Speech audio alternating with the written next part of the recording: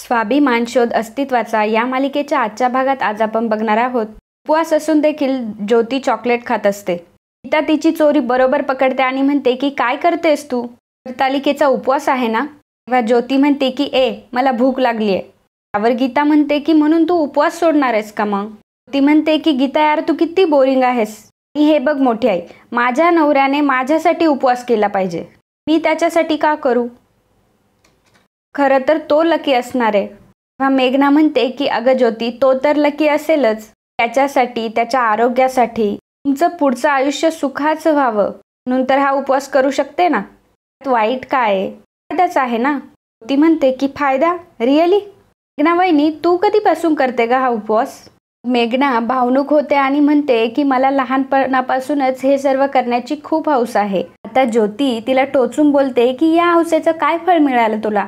आम्हाला सगळ्यांनाच माहिती आहे. नवरा तुझ्या जवळच काय, तुला विचारत सुद्धा नाही. हौस म्हणे वगैरे काय, मूर्खपणा आहे सगळा. मेघना नाराज होते आणि तिथून निघून जाते. बाजूला जाते, तिला रडू येत असतं. पल्लवी तिच्या जवळ जाते. मेघना ताई, रडू नका तुम्ही.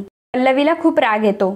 ती ज्योतीला बोलू लागते की ज्योती तू काय बोलतेस, तुला कळतंय का? त्या प्रथा परंपरेची अशी कोणी चेष्टा करतं का गं? आपल्या माणसांना कोणी असं दुखावतं? जे काही बोलली आहेस त्याचं तुला काही चुकीचं वाटत नाही? मोठी आई म्हणते की चुकीचं आहे, खरंच चुकीचं आहे.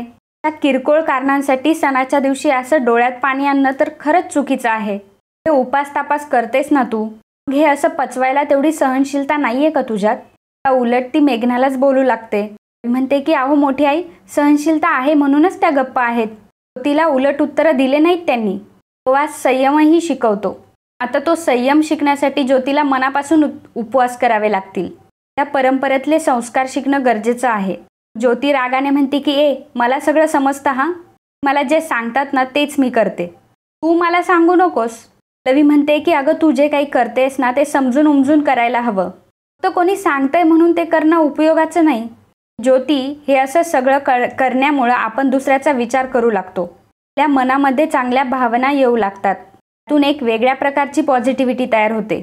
नाती घट्ट होतात, आयुष्य सुखी होतं. व्रतवैकल्य म्हणजे नियम नाहीत, श्रद्धा आहे. पण चांगल्या मनाने केलं की चांगलंच होतं आणि फळही तसंच मिळतं. मी शांतनूसाठी व्रत करते, माझं प्रेम आहे त्यांच्यावर. बस फक्त मी शांतनूसाठी असं नाहीये, आपल्या कुटुंबाच्या सुखासाठी देखील करते. आता मोठ्या आईला खूप राग येतो. ती मोठ्याने म्हणते की बास, तू आम्हाला सगळं शिकवणार का? आदितीने तुझ्या डोक्यावर हात ठेवलाय म्हटल्यावर तू पण असंच बोलणार? हे सण वगैरे आहे ना, हे आम्हाला सगळं माहिती आहे. आता घरामध्ये सण आहे, गणपती येणार आहेत. जी बडबड ऐकायला आम्हाला वेळ नाहीये. तुम्ही काय गं हिची बडबड ऐकत बसलाय, कामं नाही आहे का तुम्हाला? बरा पटकन. शांतनूचं देखील काही चालत नाही, तोही मोठ्या आईला काही बोलत नाही, देखील काम करू लागतो. लवी मनात म्हणते की प्रत्येक वेळी आदिती मॅमचं नाव घेऊन त्यांना बदनामाचा प्रयत्न करताय. बस नाही तर त्यांना जिवे मारण्याचा देखील प्रयत्न केला गेलाय. आता यांची लबाडी उघड करावीच लागेल. काही वेळाने पल्लवी रूममध्ये येते, मोबाईलमध्ये बघत म्हणत असते, आज बाप्पाच्या आगमनाचा दिवस आहे. बाप्पा, तू बुद्धिदाता आहेस, दाता आहेस. घडवून आणणाऱ्या दुष्टांच्या विरोधात उभी राहण्याची मला ताकद दे. त्यात शांतनू तिथे आलेला असतो. पल्लवी दचकते. शांतनू बोलतो की काय झालंय, कसला विचार करतेयस? पल्लवी म्हणते की कुठे काय? तनू म्हणतो की खरंच तू अजब आहेस. कधी कधी मला असं वाटतं की मी तुला खऱ्या नजरेने ओळखतच नाही. पल्लवी म्हणते की म्हणजे? म्हणतो की म्हणजे असं की मी ज्या पल्लवीला ओळखत होतो, धडपडी होती, आक्रमक होती, थोडीशी भांडखोर, सॉरी हा, म्हणजे मला भांडखोरच वाटायची त्यावेळी. आता तर बघ ना, समंजस, हुशार, सारी पल्लवी मला दिसली आहे. आणि आता लग्नानंतर तर काय, मायाळू, प्रेमळ, सगळ्यांना समजून घेणारी, सणवार जपणारी, घराण्याची परंपरा जपणारी, त्यांना पुढे नेणारी पल्लवी मला दिसली. ती रूपे आहेत ग तुझी अशी. अशी हरतालिकेचं किती छान समजून सांगितलंस तू सगळ्यांना. खरं सांग, हे व्रत करताना फक्त माझाच विचार होता ना तुझ्या डोक्यात? पल्लवी हसत हसत लाजते. शांतनू म्हणतो की तू अशी हसत हसत लाजलीस ना तर अजून सुंदर दिसतेस. तर कधी कधी मोकळेपणाने बोलत नाही माझ्याशी, हेच आवडत नाही मला. म्हणजे असं वाटतं की तुझ्या मनात विचारांचं वादळ सुरू आहे आणि तू काहीच बोलत नाहीयेस. मी म्हणते की अहो असं काही नाहीये, घरात गणपतीची तयारी सुरू आहे ना, त्यामुळे धावपळ आहे, बाकी काही नाही. शांतनू म्हणतो की मी समजू शकतो. ऐक ना, तुला हे सगळं आवडतं ना, म्हणजे तुला काही त्रास होत नाहीये ना, आनंदात आहेस ना तू? तेव्हा पल्लवी शांतनूचा हात हाती घेत म्हणते, तुम्ही मला असं आपुलकीने विचारताना तेच खूप आवडतं मला. अगदी मोकळं प्रसन्न वाटतं. मनातली सगळी वादळं दूर होतात. खूप छान वाटतं. तेव्हा शांतनू म्हणतो की तुला असंच प्रसन्न आवडतं मला पाहायला. ते दोघं बोलत असताना प्रभाकर सर आवाज देतात की अरे शांतनू काय आहेस, ये ना लवकर खाली. शांतनू पल्लवीला म्हणतो की खरं तर तुला या क्षणापासून तुझ्यापासून अजिबात दूर जावंसं वाटत नाही. जावं लागतंय, बाप्पा येणार आहेत ना. आणि तुलाही तयारी करायची असेल, आवर पटकन. आलोच हां, बाय म्हणत शांतनू घाईघाईत तिथून निघून जातो. मागे पल्लवी मोबाईल मध्ये बघत कसला तरी विचार करत असते. तरी किचनमध्ये काम करत असते तेव्हा पल्लवी तिथे येते. पल्लवी विभावरीच्या स्वयंपाकाचं कौतुक करत असते. ती म्हणते की तुम्हाला माहिती आहे, माझ्या घरी म्हणजे कोकणामध्ये गणपतीचा सण खूप मोठा साजरा केला जातो.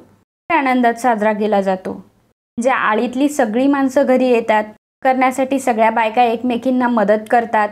सगळे खूप मज्जा करत असतात. आणि आरती करण्यासाठी तर आम्ही एकमेकींच्या घरी जायचो. पल्लवी सांगत असते की मला या सर्वांची खूप आठवण येते. विभावरी म्हणते की मग तशीच मज्जा आपण इथे देखील करूयात. पल्लवी म्हणते की हो नक्कीच. बरं मला सांगा काय काय आवरायचंय. आणि मग दोघी पटापट कामाला लागतात. इकडे सगळ्यांची लगबग सुरू असते. शांतनू गणपती आणायला गेलेला असतो. तेवढ्यात बाहेरून आवाज येतो की गणपती बाप्पा मोरया. मग सगळेजण ओळखतात की शांतनूने गणपती बाप्पांना आणलंय. सगळेजण दारात येतात. शांतनू गणपती बाप्पाला घेऊन आलेला असतो. सगळेजण गणपती बाप्पा मोरया असं म्हणत असतात. अत्यंत आनंददायी, मंगलदायी, प्रसन्न वातावरण असतं. सगळ्यात सुरुवातीला मोठी आई गणपती बाप्पाला ओवाळते. सगळेजण फार कौतुकाने ते बघत असतात. गणपती बाप्पा मोरया, मंगलमूर्ती मोरया असं म्हणत घरामध्ये गणपती बाप्पाचा प्रवेश होतो. गणपती बाप्पाची मूर्ती मोठ्या थाटामाटात विराजमान होते. शांतनू त्याची मनोभावे पूजा करत असतो. सगळ्यांनी हात जोडलेले असतात. गुरुजी मंत्रोपचार करत असतात. मग गणपतीची आरती होते. शांतनू आरती करत असतो. सगळेजण टाळ्या वाजवत असतात. त्यांच्या चेहऱ्यावर एक उत्साहाचं वातावरण असतं. पण पल्लवीचा चेहरा थोडासा उदासच असतो. तिने मनाशी जे ठरवलेलं असतं त्याच ती विचारात असते. ती मनात म्हणते की बाप्पा तू तुझ्या भक्ताच्या पाठीशी आहेस ना. ती जे काही करते त्यात तुझे आशीर्वाद आहेत ना रे. आशीर्वाद रूपी फूल गणपती बाप्पा आपल्या हातातून खाली पाडतो. पल्लवी ती बघते आणि तिच्या डोळ्यातून घळघळ अश्रू व्हायला लागतात. आणि ती बाप्पाला मनोभावे वंदन करते. आपल्या कार्यासाठी आता ती सज्ज होते. आरती संपन्न होते. आरती संपन्न झाल्यावर मोठ्या आईला एक मेसेज येतो. दीपला देखील येतो. विभावरीला देखील येतो. सगळ्यांना मेसेज येऊ लागतात. सगळे आपापले मोबाईल चेक करायला लागतात. प्रत्येकाच्या मोबाईलवरती मेसेजेस आलेले असतात. आता तो मेसेज वाचून त्यांना आश्चर्याचा धक्काच बसतो. त्या मेसेजमध्ये लिहिलेलं असतं की सुपर्णा तू सांगितलेलं काम झालं. आदितीवर आपल्या माणसानं गोळी झाडली. आता काही ती वाचत नाही. आणि काळजी करू नको, आपलं नाव कुठेही येणार नाही. मेसेज बघून सगळेजण आश्चर्यचकित झालेले असतात. पल्लवीची नजर सगळ्यांकडे असते. पल्लवीच्या मोबाईलवर देखील मेसेज येतो. आरती झाल्यानंतर शांतनू पूजेचं ताट खाली ठेवतो तर त्यालाही मेसेज येतो. मेसेज बघून त्यालाही आश्चर्याचा धक्का बसलेला असतो. त्यात कोणालाही समजत नसतं की काय सुरू आहे आणि हा मेसेज कसला आहे. शांतनू मोठ्या आईकडे जातो आणि म्हणतो की मोठी आई हे काय आहे. मोठी आईला काय बोलावं ते सुचत नसतं. ती म्हणते की अहो मोठी आई हे काय आहे, खरं आहे का. ज्या आदिती मॅमवर जो जीवघेणा हल्ला झाला होता तो तुम्ही घडून आणला होता. त्या मात्र मोठी आई खूपच घाबरलेली असते. काय बोलावं, काय उत्तर द्यावं हेच समजत नसतं. तर मित्रांनो आजचा भाग इथे संपतो. पुढचा भाग हा खूप इंटरेस्टिंग असणार आहे. त्यामुळे पुढच्या भागातील अपडेट मिळवण्यासाठी आमच्या चॅनलला लगेच सबस्क्राईब करा. आणि व्हिडिओ खरंच मनापासून आवडला असेल तर एक व्हिडिओला लाईक आणि शेअर नक्की करा.